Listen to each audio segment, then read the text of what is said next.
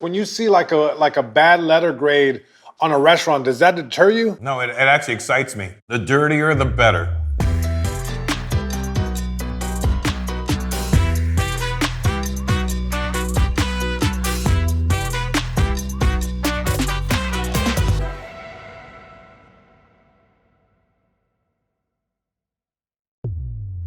What do we have on today's episode? I'm glad you asked. We have COVID restrictions, tacos el Ruso,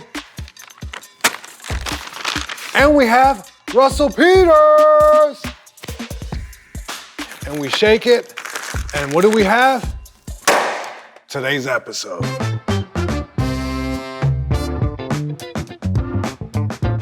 What's up, man?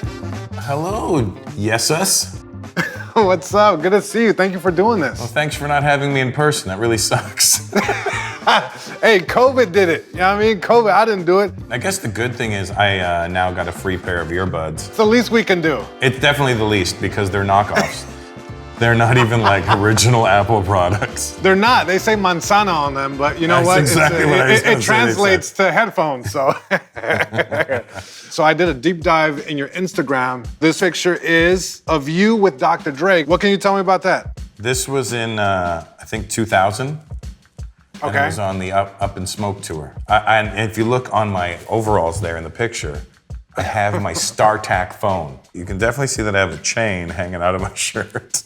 Nice. And I probably had on a fake rollie. Fake Rolly, okay. I too have a picture with Dr. Dre. I met him outside of the Comedy Store. I was still not working at the store, so this is like, you know, I'm still open micing, trying to get, you know, a job at the store. And I remember going in late night, Brody Stevens was on stage. Brody had asked a question to somebody in the corner of the OR, but I didn't know who it was. But then when I heard his voice, he said something like, yeah. I'm like, oh, that's Dr. Dre for sure. And I remember standing in the patio just waiting for him to leave, and he had these huge bodyguards, and I'm like, you know, cracking knuckles, all nervous, like I gotta say hi, I love to take a picture. On the way out, I'm like, hey, can I please take a picture? He's like, all right, real quick. So I do a thumbs up like this. But on my wrist is a calculator / remote control watch.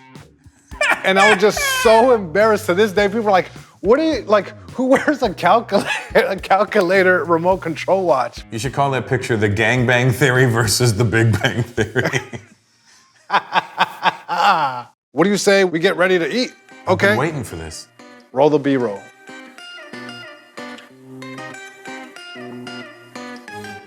Me llamo Walter Soto y somos de Tacos el Ruso. Aquí trabajamos yo y Julia Silva, que es la mamá de mi hija. Sí, ella se encarga de las carnes y yo me encargo de las carnes y ella se encarga de lo que es las tortillas nada más. Empecé a los 17, 18 años más o menos en el estado de Sinaloa. La carreta de Lichi. Todavía existe, es la mejor taquería ahí en Sinaloa. Y el señor, pues, como quien dice, me adoptó. Después de ahí me vine a Imuri, Sonora, donde conocí a Julia. De ahí me enamoré de Julia y pues hasta ahorita, a veces nos peleamos, pero es normal entre todos. He llegado a mi conclusión que Julia tiene buena mano para las tortillas. Mi nombre es Julia Silva, soy de México, de Sonora. Es que yo las tortillas las empecé a hacer a la edad, me enseñaron a hacer cuando tenía 4 años, mi mamá. Entonces yo a los 8 años yo ya hacía tortillas para venderlas. Una sobaquera es una tortilla grande, le dicen tortilla de agua porque casi no lleva manteca. Y es una tortilla grande para hacer los burritos, porque son grandes y hay personas que las hacen que le llegan hasta por acá, hasta el brazo. Sí, es la tortilla y ponemos el queso en la plancha y después ponemos la tortilla arriba y ya que se dora un poquito, la volteamos, le embarramos tantitos frijoles y le ponemos la carne que la gente nos pida. El de harina hacemos de chile colorado, de mole, de birria, de asada y de chorizo. Porque era puro ribeye, no, pura calidad, y se me quedó pura calidad. Y yo estaba buscando algo y pues siempre me acordé, no, pues pura calidad y pura calidad. Son como detalles, pero pienso que sí debe tener un poquito de disciplina para poder estar haciendo las cosas como deben de ser. Y lo más, respeto a la comida. I got some tacos from El Ruso, which is a spot out here in Boyle Heights. They make some great, amazing food. This is a sobaquera, which is like a burrito, you would say, but the tortillas are pretty big and they make them by hands. So sobaquera comes from the word sobaco, armpit. I did not know that. The reason they call them that is because when they make them, they kind of like, the tortillas running through the sobaco, but not really. They say they are, but it's not really. Wouldn't that be funny if your thing tasted like right guard or something? By Manon. Is that speed stick? Secret ingredient is literally secret. So here we have tacos, but they're still flour, which is not really. See, in LA they mostly have like corn, but the way they do I like flour tacos better. Flour tortillas. You do. The cheese in the tortilla right before the meat, it's almost like the lining inside of like a blazer. It's all for the feel. You know what I mean? It's like if it got a good feel, the outside's gonna look good. Not that I know anything about suits, but I've heard. You got al pastor from your favorite spot, right? I got myself all el pastor from Taqueria el Tapatio. But they have these tortas there that are really good too. Nice. Big fan of the tortas. So what is it about al pastor that makes you gravitate towards it? Is there something in particular? It has the most flavor. Right. I like flavor. Let's do it. Let's dig in. I won't do the red. I'm more of like the green. I'll always go with the green. Red is when I'm like mad at myself for something. Maybe I bombed that night. I'll get a taco, put all red sauce. Like, that's what you get for bombing. They're like Mexican crepes. You can almost see through them. So you're traveling, you're about to go eat. What do you look for in a restaurant? Like, what are some things you're like, oh, this place is gonna be good? Like, what are the telltale signs that you look for? You give me the option of like a 5-star Michelin restaurant or a greasy ass little dirty diner. I'm taking that diner. What is it about the diners that attracts you? It's like, it's real. The guy cooking in there probably stinks. Probably never went to chef school, but he knows how to make some food. Pancakes are always good. The breakfast you cannot beat a breakfast in a diner. Yeah, they're not scratching the dirtier grease the off better. The grill. The dirtier the better. So let me ask you this: when you see like a bad letter grade on a restaurant, does that deter you? No, it actually excites me. Like what makes this a C restaurant? It's not the food. They were like, about the cleanliness. I'm like, so it's dirty? It most likely has better food. Right. It picks up the flavors of everything else that was there. I know you have this huge relationship with hip hop. It's a big part of your life, your upbringing. What are the parallels you feel exist between comedy and hip hop culture? Every musician wants to be a comedian, and every comedian wants to be a musician. Do you feel like there's any musicians or rappers out there that would be good comics? Well, rappers, you gotta go with, like battle rappers would be the closest to a comic. Right, because they're in the moment, they're improvising, Yeah, they're in the moment. finding punchlines. Freestyling, yeah. And you have to make those metaphors and stuff like that.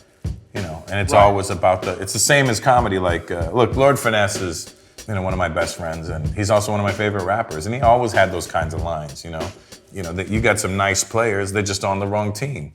Nah, I mean? It's like that kind of stuff. I love those kind of little lyrics, or those little punchlines, Big L, and Ask Beavis, I get nothing but head. Like that kind of stuff. Yeah, nobody it's followed so interesting. You was never shit, your mother should have swallowed you. That kind of stuff. Right. It's so interesting because I think rappers kind of have this extra thing that they have to do. Not only do they have to achieve the punchline, they have to make it rhyme. And I'm a big fan of like punchline rappers. Like you have Joel Ortiz, I love, because he's just Joel's so dope. great at the wordplay and the things that he does. Eminem is another one that I love. Beast. If you were a rapper, Russell, what would your rap name be? Little Small Dick? No.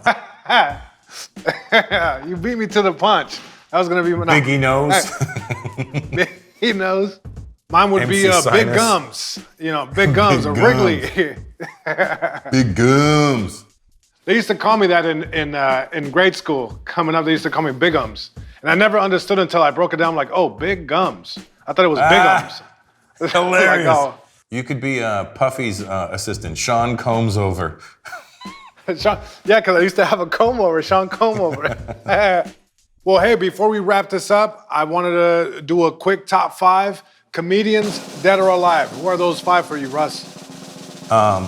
George Carlin, Eddie Murphy, Don Rickles, Steve Martin, and Patrice O'Neal.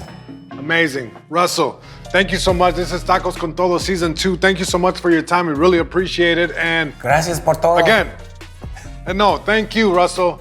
Thank you for always being badass and keep killing them, man. One of the funniest, coolest dudes out there. Russell Peters, ladies and gentlemen. Thank you so much. Season 2. Bye, Jesus.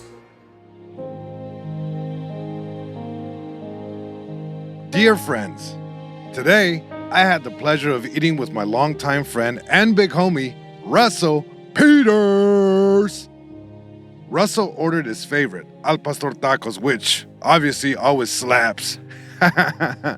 Laughs in Spanish. I was finally able to try some tacos from El Ruso in Boyle Heights. I hope COVID goes away soon so I can go in person and meet the owners of El Ruso.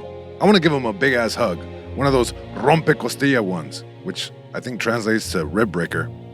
I don't want to break the ribs. P.S. Send napkins. Abrazos, Jesus Trejo.